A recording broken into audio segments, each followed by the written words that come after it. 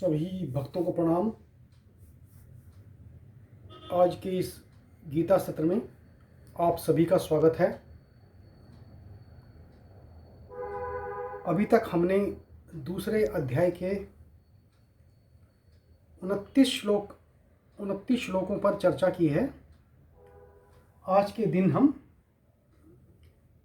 30वें और 31वें श्लोक पर चर्चा करेंगे, जो आत्मा के ऊपर, आत्मा के कैरेक्टरिस्टिक्स, आत्मा के लक्षण और एक क्षत्रिय के स्वधर्म के बारे में बताता है। तो आइए शुरू करते हैं। मंगलम भगवान विष्णु, मंगलम गरुड़ध्वजा, मंगलम पुंडरीकाक्ष, मंगलाय तनोहरि। इस जगत के स्वामी परमेश्वर की जय हो।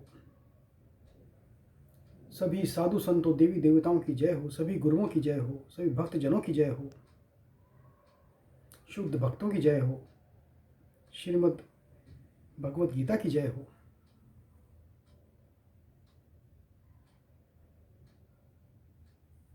दसवां 30वां श्लोक पढ़ते हैं।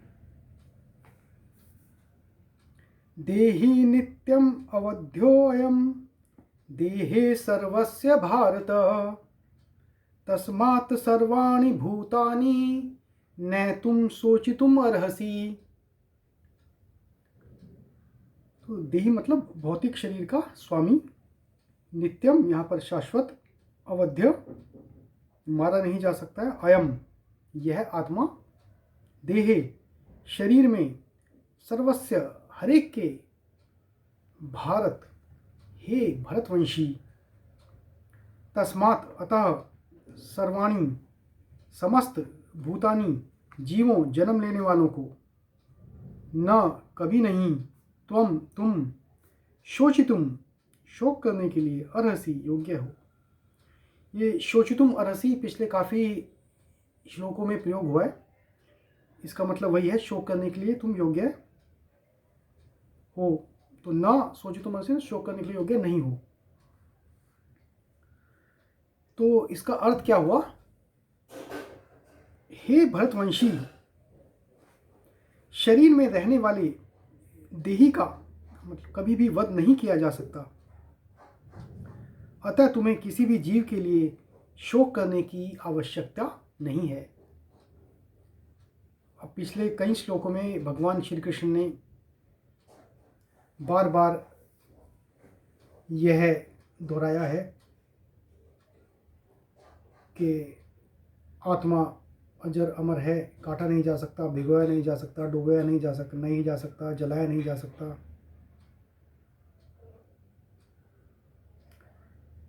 चित है ये। और यही बात इस श्लोक में कही गई है, लेकिन इस श्लोक में आत्मा के लिए एक देही शब्द का भी प्रयोग किया गया है। तो हम कहते हैं जब इंसान की मृत्यु होती है, शरीर मरता है, देही नहीं मरती। देह का अंत होता है, देही का नहीं। अब हम पहली गीता ले रहे हैं कृष्ण कृपा मूर्ति श्री श्रीमद् AC भक्तिवेदांत स्वामी प्रभुपाद जी की श्रीमद् भगवत गीता यथारूप। इससे हम शुरुआत करते हैं। तो इसका परपट देखते हैं, तात्पर्य। अब भगवान अविकारी आत्मा विषयक अपना उपदेश समाप्त कर रहे हैं। अमर आत्मा का अनेक प्रकार से वर्णन करते हुए भगवान कृष्ण ने आत्मा को अमर तथा शरीर को नाशवान सिद्ध किया है। अतः क्षत्रिय होने के नाते अर्जुन को इस भय से कि युद्ध में उसके पिता में भीष्म तथा गुरु द्रोण मर जाएंगे, अपने कर्तव्य से विमुख नहीं होना चाहिए। कृष्ण को प्रमाण मानकर भौतिक देह से भिन्न आत्मा का पृथक अस्तित्व स्वीकार करना ही होगा। यह नहीं कि आत्मा जैसी कोई वस्तु नहीं है, या कि जीवन के लक्षण रसायनों की अंतःक्रिया के फलस्वरूप एक विशेष अवस्था में प्रकट होते हैं। यद्यपि आत्मा अमर है, किंतु इससे हिंसा को प्रोत्साहित नहीं किया जा सकता। फिर भी युद्ध के समय हिंसा का निषेध नहीं किया जा सकता, क्योंकि तब इसकी आवश्यकता रहती है। ऐसी आवश्यकता को भगवान की आज्ञा के आधार पर उचित ठहराया जा सकता है, स्वेच्छा से नहीं। तो हम कहें कि भाई आत्मा तो नहीं मरती, शरीर मरता है, तो कभी भी किसी इंसान को मार दो, ये प्रोत्साहन इस श्लोक में नहीं दिया गया है। भगवान कहते हैं कि आवश्यकता पड़ने पर भगवान की आज्ञा के अनुसार हिंसा उचित है, लेकिन स्वेच्छा से नहीं, बिना किसी कारण के नहीं, अधर्म को प्रतिस्थापित करने के लिए नहीं, धर्म को प्रतिस्थापित करने के लिए। तो किसी भी तरह की जो हिंसा है वो अपनी इच्छा से नहीं करनी चाहिए। यहाँ तो भगवान श्री कृष्ण स्वयं अर्जुन को आज्ञा दे रहे हैं कि सामने जो शरीर हैं उनको नष्ट कर दो। वो सब शरीर ही हैं, उनकी आत्मा तो कभी नष्ट होगी ही नहीं, तो इसमें शोक कैसा। उनकी आत्मा को अपने कर्म फल के अनुसार कोई दूसरा शरीर मिल जाएगा, और ये साइकिल, ये प्रोसेस हजारों सालों से, अनंत काल से चलता आया है और अनंत काल तक चलता रहेगा। तो आइए अब 31वां श्लोक देखते हैं, क्या कहा है। स्वधर्मम अपि चावेक्ष्य न विकंपितुम अर्हसि, धर्म्याद्धि युद्धश्रेयो अन्यथा क्षत्रियस्य न विद्यते। सुधर्मम, अपने धर्म को, अपि भी, च निसंदेह, अवेक्ष्य विचार करके, न नहीं, कभी नहीं, विकंपितुम संकोच करने के लिए, अर्हसि तुम योग्य हो, धर्म्यात् भी, धर्म्यात् धर्म के लिए, ही निसंदेह, युद्धात् युद्ध करने की अपेक्षा, श्रेय श्रेष्ठ साधन, अन्यतः कोई दूसरा, क्षत्रियस्य क्षत्रिय का, न नहीं, विद्यते है या विद्यमान है। तो इसका अर्थ क्या हुआ श्लोक का। क्षत्रिय होने के नाते अपने विशिष्ट धर्म का विचार करते हुए तुम्हें जानना चाहिए कि धर्म के लिए युद्ध करने से बढ़कर तुम्हारे लिए अन्य कोई कार्य नहीं है, अतः तुम्हें संकोच करने की कोई आवश्यकता नहीं है। यहाँ पर जो वर्ण बताया क्षत्रिय, कर्म के आधार पर बताया गया है। तो क्षत्रिय का धर्म क्या है, युद्ध करना, और युद्ध किसके लिए करना, धर्म के लिए, धर्म की प्रतिस्थापना के लिए। उससे बड़ा कोई कार्य क्षत्रिय के लिए नहीं हो सकता। तो एक तात्पर्य क्या है इसमें। तो सामाजिक व्यवस्था के 4 वर्णों में ब्राह्मण, क्षत्रिय, वैश्य, शूद्र जो बोलते हैं, द्वितीय वर्ण उत्तम शासन के लिए है ब्राह्मण, क्षत्रिय, मतलब जो दूसरा वर्ण है, तो शासन के लिए क्षत्रिय होते हैं, क्योंकि वो उस काम में एक्सपर्ट हैं और क्षत्रिय कहलाते हैं। क्षत का अर्थ है चोट खाया हुआ। क्षत्रिय जो क्षति से रक्षा करे वह क्षत्रिय कहलाता है। जो किसी चोट से, किसी नुकसान से रक्षा करे, किसी दूसरे कंट्री का, दूसरे राज्य का, दूसरे कम्युनिटी का युद्ध, कहीं पे दूसरे पे चढ़ाई होती है, तो जो अपनी कम्युनिटी की रक्षा करता है, धर्म की रक्षा करता है, वो चोट से रक्षा करता है, क्षत्रिय कहलाता है, क्षति से रक्षा करता है। त्रायते मतलब रक्षा प्रदान करना। क्षत्रियों को वन में आखेट करने का प्रशिक्षण दिया जाता है। They are trained for hunting in the forest. क्षत्रिय जंगल में जाकर शेर को ललकारता है और उससे आमने सामने अपनी तलवार से लड़ता था। तो क्षत्रिय का क्या काम होता था, उसे जंगल भेज देते कि भाई कितनी कर भी पाएगा, अचानक शेर आ गई तो कैसे मुकाबला करेगा। उसमें बल और बुद्धि दोनों होनी चाहिए। अभी बल के लिए कैसे परीक्षा करते थे, जंगल में भेज देते थे, और शेर को कोई ललकारना, हिरण को नहीं ललकारना, गाय को नहीं ललकारना। सबसे शक्तिशाली प्राणी कौन होता है जंगल में, शेर। यदि उस पर, उस शक्तिशाली प्राणी पर एक क्षत्रिय ने विजय पाली तो वो क्षत्रिय कहलाने के लायक है। तो जब वो शेर को मार के आएगा, शेर की मृत्यु करेगा, उसकी राजसी ढंग से अंत्येष्टि की जाती थी। चलो भाई अब तू सेना में शामिल हो सकता है। वो उस समय के कॉन्टेक्स्ट में था। आज की कॉन्टेक्स्ट में ये नहीं कि सभी जो क्षत्रिय बनेगा वो शेर को, एनिमल्स को मारना शुरू कर दे। ये एक मेटाफर की तरह से, एक उदाहरण के रूप से समझाया गया कि शेर जितने बलवान शक्तिशाली दानवर को मारने का, पराजित करने का भी जिसके अंदर साहस है, वो क्षत्रिय है। आज भी जयपुर रियासत के क्षत्रिय राजा इस प्रथा का पालन करते हैं। क्षत्रियों को विशेष रूप से ललकारने तथा मारने की शिक्षा दी जाती है, क्योंकि कभी कभी धार्मिक हिंसा अनिवार्य होती है। आपने देखा पहले क्षत्रियों को बलि की भी प्रथा थी, बकरी की या भैंसे की या और जानवर की बलि दी जाती थी। वो इसलिए था कि भाई उनका मन जब एक्चुअल में लड़ाई हो या हिंसा हो या कोई युद्ध करना पड़े तो उसका हाथ कांपे ना, खून देख के उसको चक्कर ना आए, तो कभी कभी ये करवाना अनिवार्य होता था। इसलिए क्षत्रियों को सीधे संन्यास आश्रम ग्रहण करने का विधान नहीं है। तो संन्यास आश्रम क्षत्रियों के नहीं है, क्योंकि उनको तो रक्षा करनी है।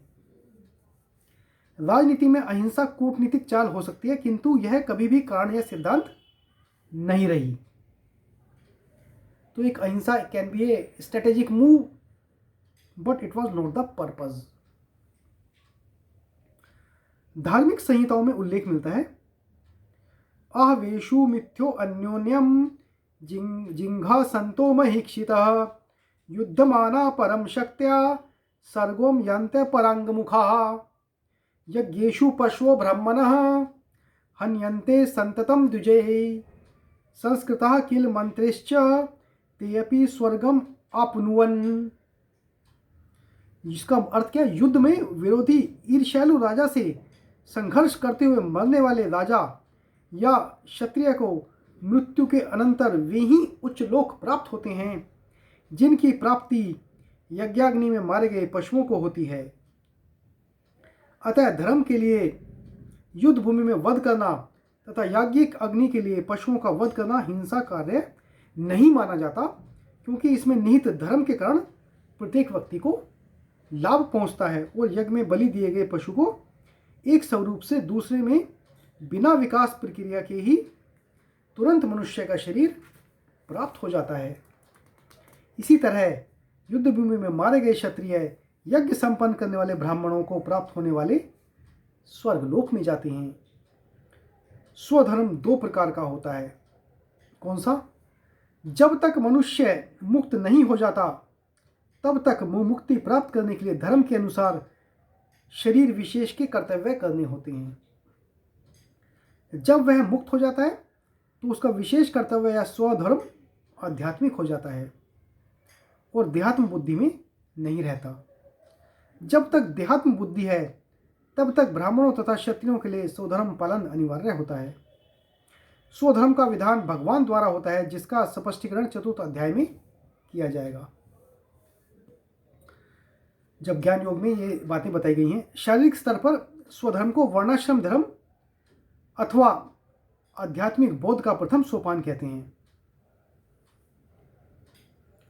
अभी आपने चार धर्म, आपने चार आश्रम सुने होंगे। इंसान की आयु 100 वर्ष बताई गई है। उसमें पहले 25 वर्ष ब्रह्मचर्य आश्रम के लिए दिए गए हैं, अगले 25 से 50 वर्ष गृहस्थाश्रम के लिए गए हैं, 50 से 75 वर्ष वानप्रस्थ आश्रम के लिए कहे गए हैं, और 75 से 100 कहा गया है भाई जंगल में चले जाओ संन्यास आश्रम के लिए। तो जो वर्णाश्रम धर्म है, अर्थात प्राप्त शरीर के विशिष्ट गुणों पर आधारित स्वधर्म की, तो इसमें स्वधर्म हर एक धर्म में, आश्रम में एक स्वधर्म अपनाना पड़ता है, स्वधर्म करना पड़ता है। स्वधर्म की अवस्था से मानवीय सभ्यता का शुभारंभ होता है। वर्णाश्रम धर्म के अनुसार किसी कार्य क्षेत्र में स्वधर्म का निर्वाह करने से जीवन के उच्चतर पद को प्राप्त किया जा सकता है। तो यहाँ पर प्रभुपाद जी ने बड़े अच्छे ढंग से इस श्लोक की व्याख्या की है। तो आइए देखिए बाकी गीताओं में क्या लिखा है वो सब एक बार समझ लेते हैं, जान लेते हैं। मैं ये स्वामी अड़गड़ानंद जी की यथार्थ गीता ले रहा हूँ।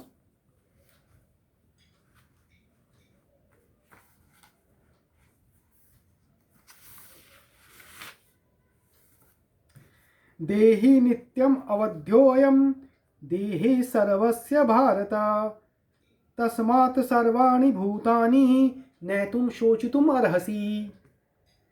अर्जुन, यह आत्मा सबके शरीर में सदैव अवध्य है, अकाट्य है। अवध्य मतलब वध नहीं किया सकता, अकाट्य मतलब काट नहीं सकते।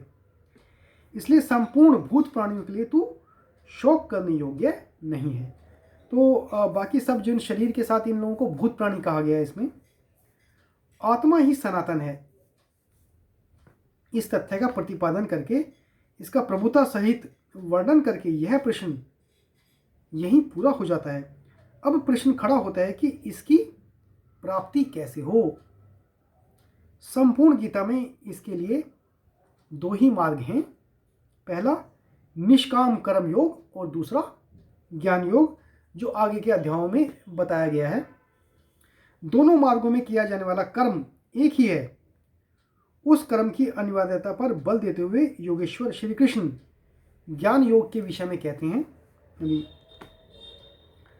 31वां श्लोक में लिखा है, स्वधर्मम अपि चावेक्ष्य न विकम्पितुम अर्हसि धर्म्याधि युद्धात् श्रेयो अन्यत क्षत्रियस्य न विद्यते।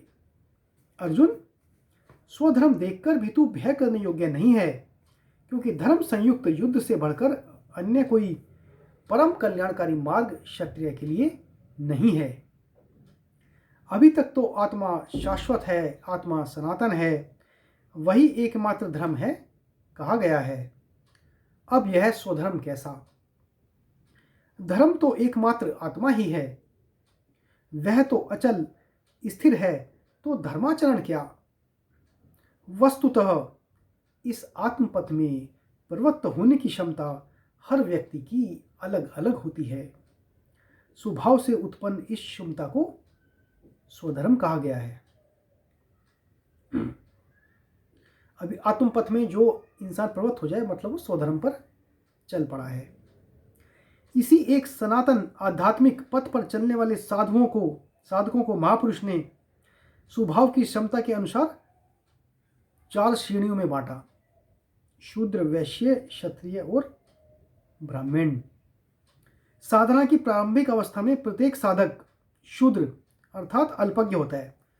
तो अभी कास्ट के बेस पे इसको डिफरेंशिएट नहीं कर सकते। अपने ज्ञान के आधार पे, अपने कर्म के आधार पे इसको उस समय विभाजित किया गया। तो मतलब जब हम शुरू में एक साधक साधना कर रहा है मोक्ष के लिए, तो वो शूद्र है अर्थात अल्पज्ञ होता है, बिल्कुल उससे कम ज्ञान होता है। घंटों भजन में बैठने पर वह 10 मिनट भी अपने पक्ष में नहीं पाता। तो भजन में तो बैठ जाता है, लेकिन ध्यान कहीं और होता है, सोच कहीं और होती है, विचार कहीं और आते हैं। वह प्रकृति के माया जाल को काट ही नहीं पाता। इस अवस्था में महापुरुष की सेवा से उसके स्वभाव में सद्गुण आते हैं। वह धीरे धीरे प्रैक्टिस करने के बाद वह वैश्य श्रेणी का साधक बन जाता है। आत्मिक संपत्ति ही स्थिर संपत्ति है। अदरवाइज कोई भी कितना ही बड़ा इंसान हो, कितना ही अमीर धनवान इंसान हो, वो एक के साथ 1 रुपया भी नहीं लेके जा सकता, 1 पैसा भी नहीं लेके जा सकता। सब यहीं छूटता है। आत्मिक संपत्ति, आत्मा की जो संपत्ति है, वही स्थिर परमानेंट असेट है। इसका वह स्नेही मतलब धीरे धीरे संग्रह और गोपालन अर्थात इंद्रियों की सुरक्षा करने में सक्षम हो जाता है। काम, क्रोध इत्यादि से इंद्रियों की हिंसा होती है तथा विवेक वैराग्य से इनकी सुरक्षा होती है, किंतु प्रकृति को निर्बीज करने की क्षमता उसमें नहीं होती। क्रमशः उन्नति करते करते साधक के अंतःकरण में तीनों गुणों को काटने की क्षमता अर्थात क्षत्रियत्व आ जाता है। तो क्षत्रिय, यदि हम इन अपने गुणों को, इंद्रियों को कंट्रोल करें, उससे क्षत्रियत्व आ जाएगा। इसी स्तर पर प्रकृति और इसके विकारों को नाश करने की क्षमता आ जाती है। तो प्रकृति और विकार, किसी को हमने गाली दी, एक विकार आ गया, गलत बात सोची, विकार आ गया। लालच लिया, विकार आ गया। इस विकार को काटेंगे हम तो हम एक क्षत्रिय धर्म का पालन कर रहे हैं। इसलिए युद्ध यहीं से आरंभ हो जाता है। क्रमशः साधन करके साधक ब्राह्मणत्व की श्रेणी में बदल जाता है। अब क्षत्रिय से ब्राह्मण की श्रेणी में आ गया। इस समय मन का शमन, इंद्रियों का दमन, धारावाही चिंतन, सरलता, अनुभव, ज्ञान इत्यादि लक्षण साधक में स्वाभाविक प्रभावित होते रहते हैं। इन्हीं के अनुष्ठान से चलकर क्रमशः वह ब्रह्म में प्रवेश पा जाता है, जहाँ वह ब्राह्मण भी नहीं रह जाता। क्या ब्राह्मण से भी ऊपर एक स्टेज है जिसको ब्रह्म बोला गया है। विदेहराज जनक की सभा में महर्षि याज्ञवल्क्य ने चक्रायण, उशस्ती, कहोल, आरुणि, उद्दालक और गार्गी के प्रश्नों का समाधान करते हुए बताया कि आत्म साक्षात्कार का पूर्णतया संपादन करने वाला ही ब्राह्मण होता है। यह आत्मा ही लोक परलोक और समस्त प्राणियों को भीतर से नियमित करता है। सूर्य, चंद्रमा, पृथ्वी, जल, वायु, अग्नि, तारागण, अंतरिक्ष, आकाश एवं प्रत्येक क्षण इस आत्मा के ही प्रशासन में है। यह तुम्हारा आत्मा अंतर्यामी अमृत है। आत्मा अक्षर है, इससे भिन्न सब नाशवान है। अक्षर मतलब जिसका कोई क्षय नहीं हो सकता, जिसका कोई नाश नहीं हो सकता। जो कोई इसी लोक में इस अक्षर को न जानकर हवन करता है, तप करता है, हजारों वर्षों तक यज्ञ करता है, उसका यह सब कर्म नाशवान है। जो कोई भी इस अक्षर को जाने बिना इस लोक से मरकर जाता है, वह दयनीय है, कृपण है, और जो इस अक्षर को जानकर इस लोक से मरकर जाता है, वह ब्राह्मण है। ये कहाँ गया? बृहदारण्य उपनिषद है, बृहदारण्यक उपनिषद है, उसमें तृतीय अध्याय के 8वें ब्राह्मण में ये बताया गया है। अर्जुन क्षत्रिय श्रेणी का साधक है। श्री कृष्ण कहते हैं कि क्षत्रिय श्रेणी के साधक के लिए युद्ध के अतिरिक्त कोई कल्याणकारी रास्ता है ही नहीं। कल युद्ध करोगे, कल्याणकारी रास्ता है, तभी हायर इकोलॉन पे जा पाओगे। प्रश्न उठता है कि क्षत्रिय है क्या? प्राय लोग इसका आशय समाज में जन्मना उत्पन्न ब्राह्मण, क्षत्रिय, वैश्य, शूद्र जातियों से लेते हैं। इन्हें ही 4 वर्ण मान लिया जाता है, किंतु नहीं। शास्त्रकार ने स्वयं बताया है कि क्षत्रिय क्या है, वर्ण क्या है। यहाँ उन्होंने केवल क्षत्रिय का नाम लिया और आगे 18वें अध्याय तक इस प्रश्न का समाधान प्रस्तुत किया कि वस्तुतः ये वर्ण हैं क्या और कैसे इनमें परिवर्तन होता है। तो ये सबके साथ है, क्षत्रिय, वैश्य, शूद्र और ब्राह्मण, ये अवस्थाएं हैं, और जो हर एक व्यक्ति के साथ इनका जुड़ाव हो सकता है। कोई शूद्र की स्टेज में जाके मर जाएगा, कोई शूद्र के बाद वैश्य आएगा, वैश्य से क्षत्रिय बनेगा, ब्राह्मण की अवस्था में जाके मुक्त हो जाएगा, कोई क्षत्रिय की लेवल पे ही रहेगा। तो ये नहीं कोई धर्म है, ये तो एक ऐसा एक साक्षात्कार है अपने स्टेजेस का। हम किस लेवल में हमें खुद देखना पड़ेगा और कैसे इस लेवल से एक वर्ण से दूसरे वर्ण में हम हायर वर्ण में जा सकते हैं। ये मार्ग सभी के लिए खुला है। श्री कृष्ण ने कहा, चातुर्वर्ण्यम मया सृष्टम, गीता के 4 अध्याय के 13वें श्लोक में 4 वर्णों की सृष्टि मैंने की, तो क्या मनुष्यों को बांटा? श्री कृष्ण कहते हैं नहीं, गुण कर्म विभागशः, गुणों के माध्यम से कर्म को 4 भागों में बांटा। अब यह देखना है कि वह कर्म क्या है जिसे बांटा गया। गुण परिवर्तनशील हैं।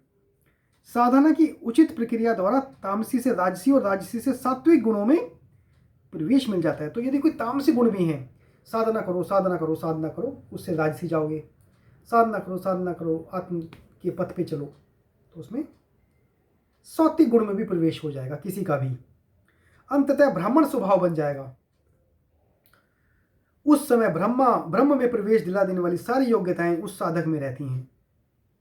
वर्ण संबंधी प्रश्न यहाँ से आरंभ होकर 18वें अध्याय में जाकर पूर्ण होता है। अब यहाँ से शुरू हुआ और कितने 16 अध्याय हो रहे हैं जिसमें ये चीज़ें आती रहती हैं। श्री कृष्ण की मान्यता है, श्रियान स्वधर्मो विगुणा पर धर्मात् स्व अनुष्ठितात्। तो 18वें अध्याय के 47वें श्लोक में कहा गया, स्वभाव से उत्पन्न इस धर्म में प्रवृत्त होने की क्षमता जिस स्तर की हो, भले ही वह गुण रहित शुद्ध श्रेणी की हो तब भी परम कल्याण करती है, क्योंकि आप क्रमशः वहीं से उत्थान करते हैं। उससे ऊपर वालों की नकल करके साधक नष्ट हो जाता है। अर्जुन क्षत्रिय श्रेणी का साधक था, इसलिए श्री कृष्ण कहते हैं कि अर्जुन, अपनी स्वभाव से उत्पन्न इस युद्ध में प्रवृत्त होने की अपनी क्षमता को देखकर भी तू भय करने योग्य नहीं है। तो अपने एक लेवल क्यों नीचे आ रहा है? एक लेवल ऊपर जा। इससे बढ़कर दूसरा कोई कल्याणकारी कार्य क्षत्रिय के लिए नहीं है। इसी पर प्रकाश डालते हुए पुनः योगेश्वर कहते हैं, जो 32वें श्लोक में आगे कहेंगे भगवान। अभी मैं दूसरी गीताओं के बारे में आपको बताता हूँ क्या कहा है। तो मैं श्री ज्ञानेश्वर जी की गीता लेता हूँ, ज्ञानेश्वरी गीता।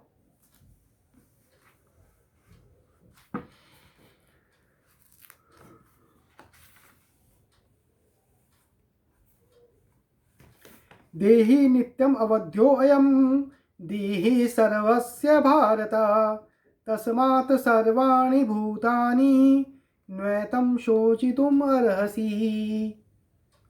तुम यह बात अच्छी तरह से जान लो कि जो सर्वत्र और सब शरीरों में व्याप्त है और चित्त में जिसके वध के विषय में सोचने पर भी जिसका वध नहीं हो सकता, वह एक रूप चैतन्य ही विश्व की आत्मा है। इसी के स्वाभाविक धर्म से ये प्राणी मात्र जन्म लेते हैं और फिर मरते हैं। तो फिर ऐसी दशा में तुम किस चीज के लिए शोक करते हो?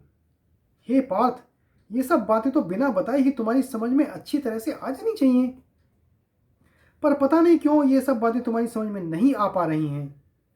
किंतु हे भाई अर्जुन, तुम्हारा यह शोक करना मुझे तो सब प्रकार से दोषयुक्त ही जान पड़ता है।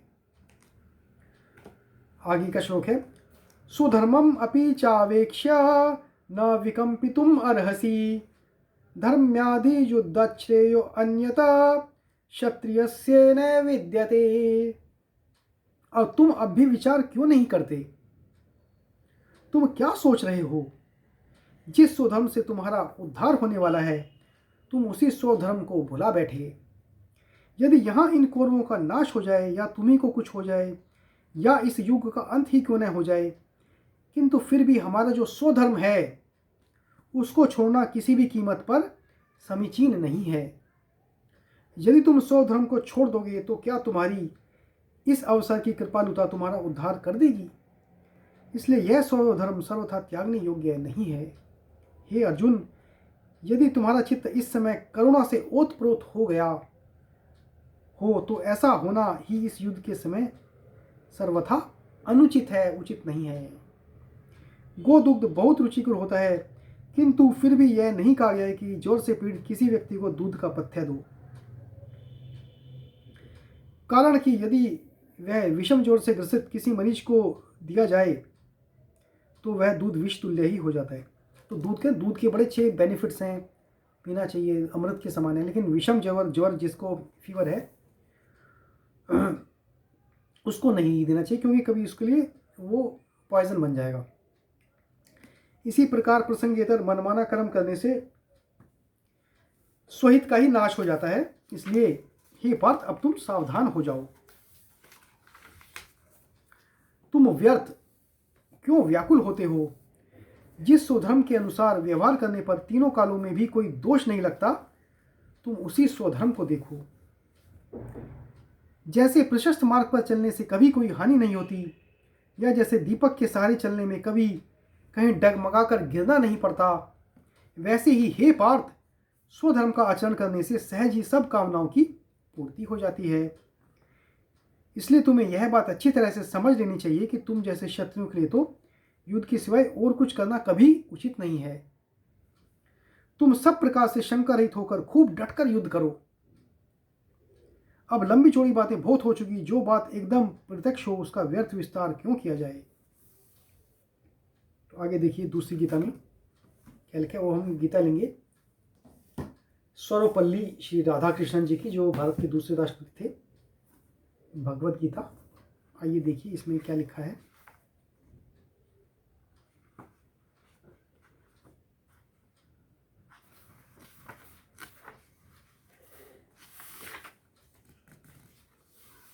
देहि नित्यम अवध्योऽयं देहि सर्वस्य भारत, तस्मात् सर्वाणि भूतानि नैतुम सोचितुम अर्हसि। हे भारत, मतलब अर्जुन के लिए कहा गया, सबके शरीर में निवास करने वाला आत्मा शाश्वत है और वह कभी मारा नहीं जा सकता। अतः तुझे किसी प्राणी के लिए शोक नहीं करना चाहिए। तो इसके परपट में इन्होंने लिखा है, मनुष्य आत्मा का जो कि अमर है और शरीर का जो कि मरणशील है।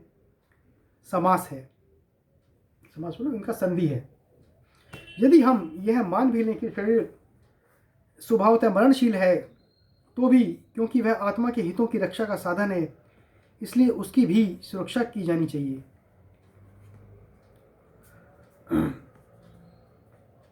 अपने आप में यह कोई संतोषजनक युक्ति नहीं है, इसलिए कृष्ण योद्धा के रूप में अर्जुन के कर्तव्य का उल्लेख करता है।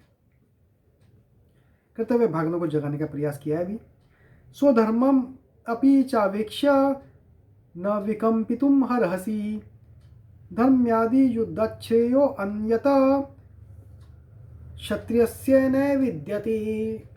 इसके अतिरिक्त अपने कर्तव्य का ध्यान करते हुए भी तुझे विचलित नहीं होना चाहिए। क्षत्रिय के लिए धर्म युद्ध से बढ़कर और कोई कर्तव्य नहीं है। तो उसका स्वधर्म अर्थात कर्म का नियम उससे युद्ध में लड़ने की मांग करता है। यदि आवश्यकता हो तो सत्य की रक्षा के लिए युद्ध करना क्षत्रिय का सामाजिक कर्तव्य है। संन्यास उसका कर्तव्य नहीं है। उसका कर्तव्य शक्ति के प्रयोग द्वारा व्यवस्था बनाए रखना है। यही उसका कर्तव्य बताया गया है। सिर घुटाकर साधु बन जाना नहीं। कृष्ण अर्जुन को बतलाते हैं कि योद्धाओं के लिए न्यायोचित युद्ध से अधिक अच्छा और कोई कर्तव्य नहीं है। यह एक ऐसा विशेषाधिकार है जो सीधा स्वर्ग ले जाता है। तो ब्राह्मण अपना कर्म करेगा, उसको स्वर्ग मिल रहा है। क्षत्रिय को यदि ब्राह्मण के हायर स्टेज है उसमें ना भी जाए लेकिन अपना कर्तव्य कर रहा है, तो ब्राह्मण के समान ही उसे पद मरने के बाद प्राप्त होगा, ये कहा गया है इसमें। तो आइए देखिए, अब हम एक और गीता लेते हैं जो है अपनी जयदयाल गोयंका जी की तत्व विवेचनी श्रीमद् भागवत गीता। इसमें जैसे बताया मैंने प्रश्नोत्तरी के आधार पर चर्चा की गई है। तो आइए देखते हैं इसमें क्या कहते हैं।